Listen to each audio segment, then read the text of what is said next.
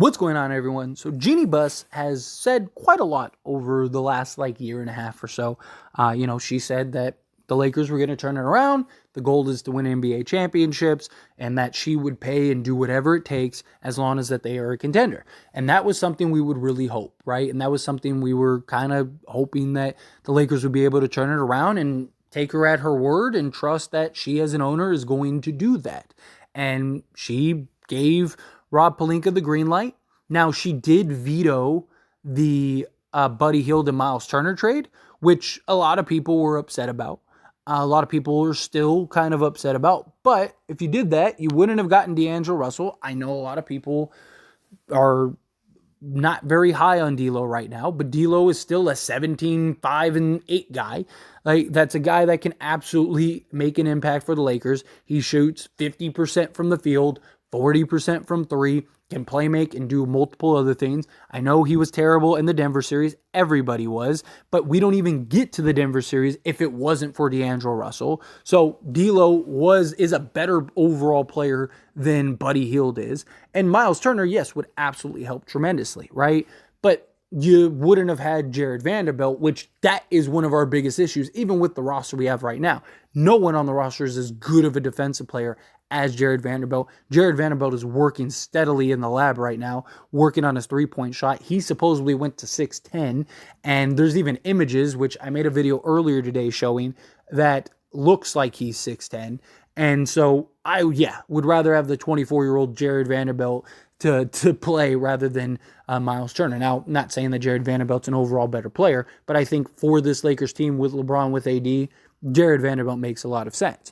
But again, Jeanie says a lot, wants to, put her money where her mouth is, wants this roster to really kind of achieve an NBA championship. That's her goal, winning, right? We don't settle for anything less.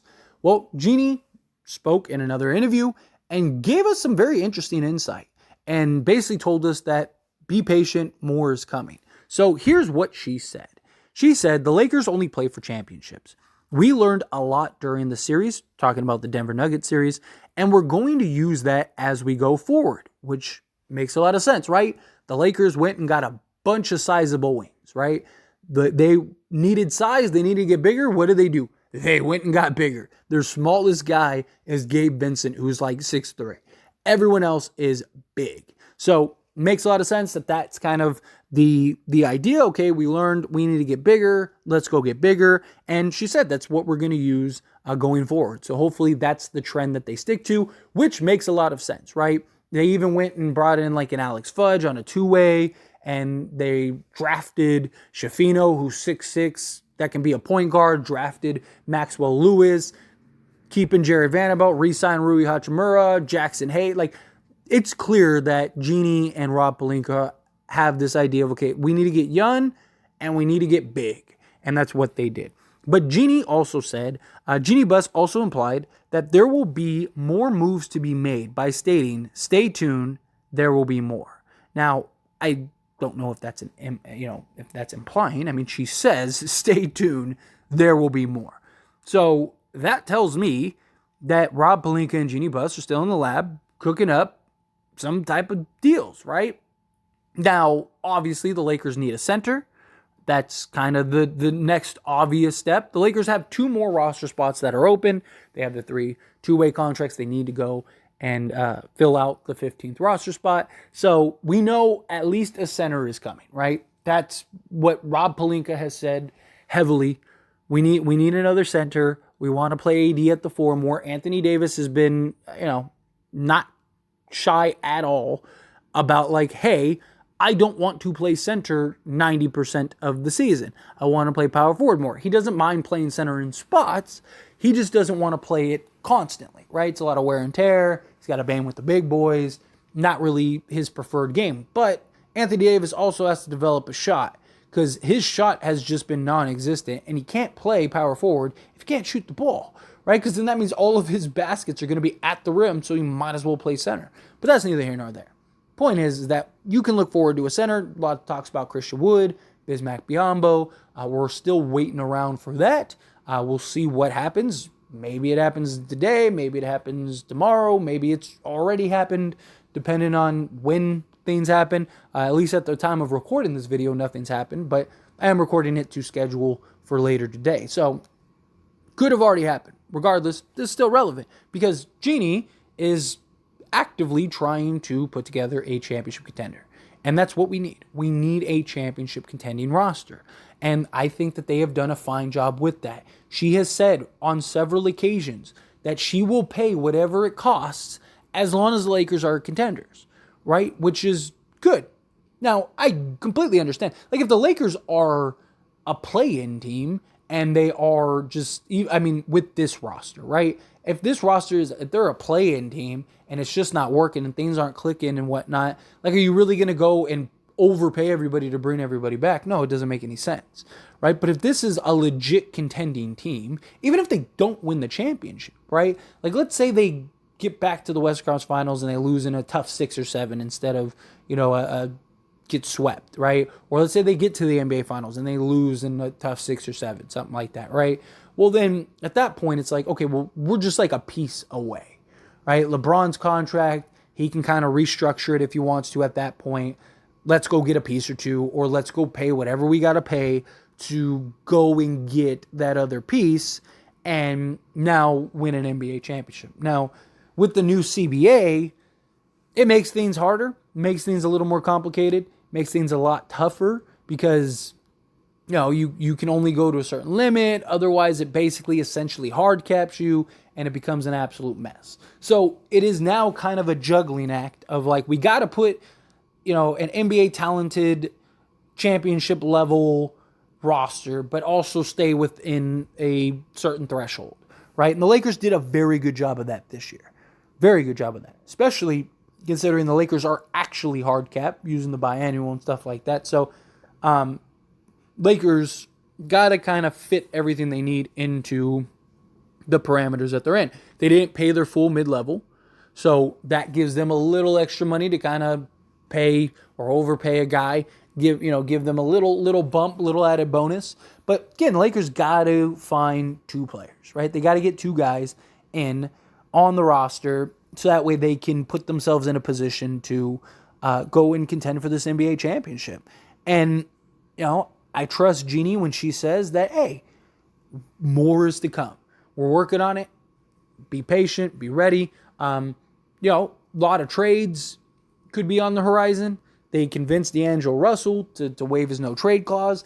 They want to move Austin Reeves and have him play point guard a little more, right? Not move off of him, but like they want to like potentially move him to point guard, which makes sense because if Max Christie takes that leap, Max Christie's probably our starting shooting guard of the center or of the future. So then what do you do with Austin Reeves? Well, the answer would be just move Austin Reeves to point guard. He played point guard in high school, played point guard in college. He's played point guard for the Lakers on countless occasions, right? So then at that point, you just need to get him more comfortable and set and ready. And now you have your front or your backcourt of the future in Austin Reeves and Max Christie. Boom, you're set. Good to go, right? That would be nice. And then in that case, you could trade D'Angelo Russell for whatever, another piece. Maybe with all this depth, maybe you go find another star, right? Especially if LeBron leaves next year, something like that. Maybe somebody becomes available on the horizon and you can snag them. We'll see. Time will tell. But look, I trust Rob Pelinka.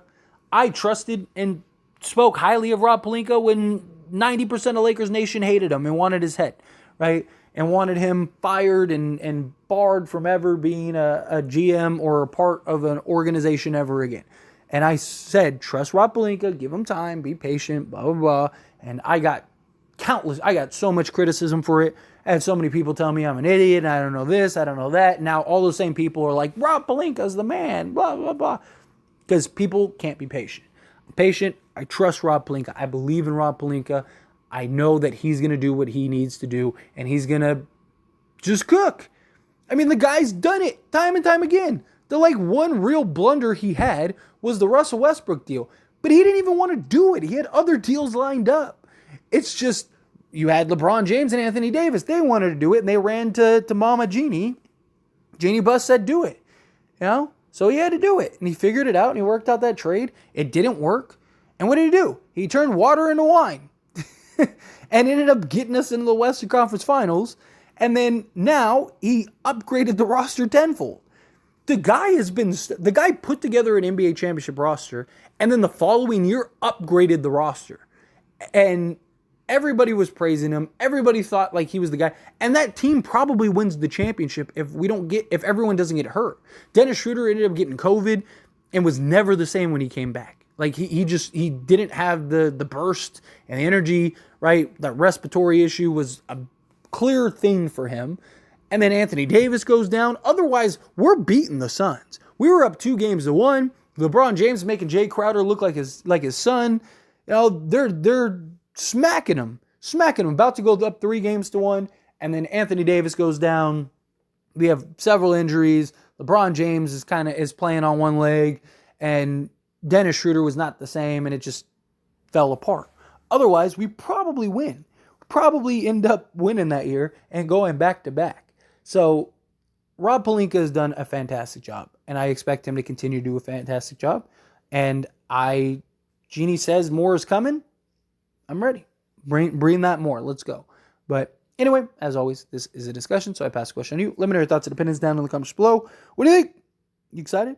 You not? What do you think of Jeanie's comments? How do you feel? Whatever your thoughts are, love to hear it. Let me know down in the